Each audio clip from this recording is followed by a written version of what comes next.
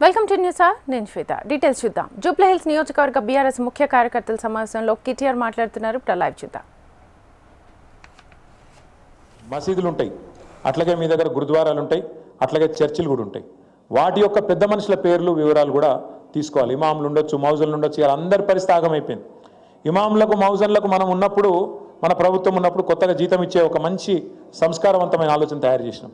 గుళ్ళల్లో ఎట్లయితే పూజారులకు ఇస్తున్నామో మన ప్రభుత్వ ఖజానా నుంచి, అట్లాగే మనం ఎందుకు ఇవ్వద్దు అని చెప్పి ఆలోచన చేసి ఇచ్చినాం. ఈ ప్రభుత్వం, కాంగ్రెస్ ప్రభుత్వం ఏం చెప్పింది, మేము డబల్ చేస్తాం. కేసీఆర్ 5,000 ఇస్తే మేము 10,000 ఇస్తామన్నాడు. ఇప్పుడు 5,000 కూడా ఇస్తలేడు. నేనే మా మహమూద్ భాయ్ ప్రెస్ మీట్ పెట్టి వివరంగా చెప్పిండు. ఇస్తాననే ఇస్తలేడు. 8 నెలల నుంచి కొత్త ఎక్కడికి వెళ్ళి ఇస్తాడని చెప్పిండు. అట్లాగే నేను చివరిగా మీకు చెప్పేది, అక్కడ మీ దగ్గర కొన్ని హోటళ్ళు ఉంటాయి, కొంతమంది సినిమా కార్మికులు ఉంటారు మీ దగ్గర, ఫిలిం ఇండస్ట్రీ వాళ్ళు కూడా ఆ కృష్ణానగర్ కాలనీ ఆ ప్రాంతంలో ఉంటారు.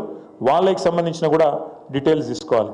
పేపర్ బాయ్స్ ఉంటారు మీ దగ్గర, పేపర్లు వేసిపోయేటోళ్ళు, వాళ్ళ వివరాలు కూడా తీసుకోవాలి. ఇవన్నీ ఎందుకు చెప్తున్నా అంటే, పాలు సప్లై చేసేటోళ్ళు, పాల ప్యాకెట్లు వేసేటోళ్ళు, ఇవన్నీ తీసుకుంటే వీళ్ళందరితోని నేను కూడా మాట్లాడతా. టెలికాన్ఫరెన్స్ పెట్టి వాళ్ళందరితో నేను కూడా మాట్లాడతా.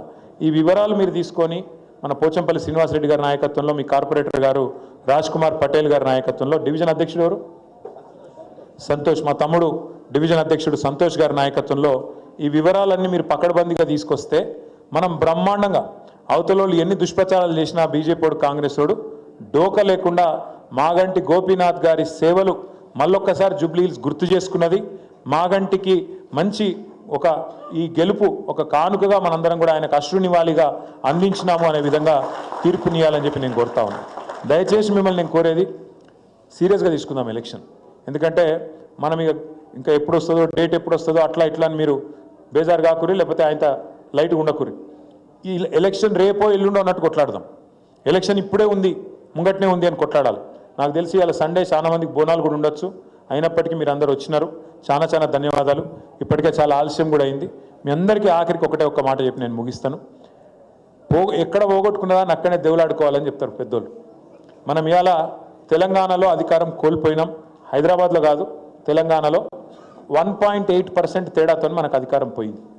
మళ్ళా తిరిగి కేసీఆర్ గారు ముఖ్యమంత్రి కావాలి, మళ్ళా గులాబీ జెండా ఎగరాలి అంటే ఎవరి చేతుల్లోనే లేదు, మన చేతుల్లోనే ఉంది. అందుకే దయచేసి అందరం సీరియస్గా తీసుకొని గట్టిగా కొట్లాడదాం. పేరు పేరున మీ అందరికీ మళ్ళొకసారి నమస్కారాలు. చిన్నపిల్లలతో సహా వచ్చిన మా ఆడబిడ్డలందరికీ మళ్ళొకసారి ప్రత్యేకంగా నమస్కారాలు. జై తెలంగాణ. కేసీఆర్ గారి నాయకత్వం. జోహార్ మాగంటి గోపీనాథ్, జోహార్ మాగంటి గోపీనాథ్.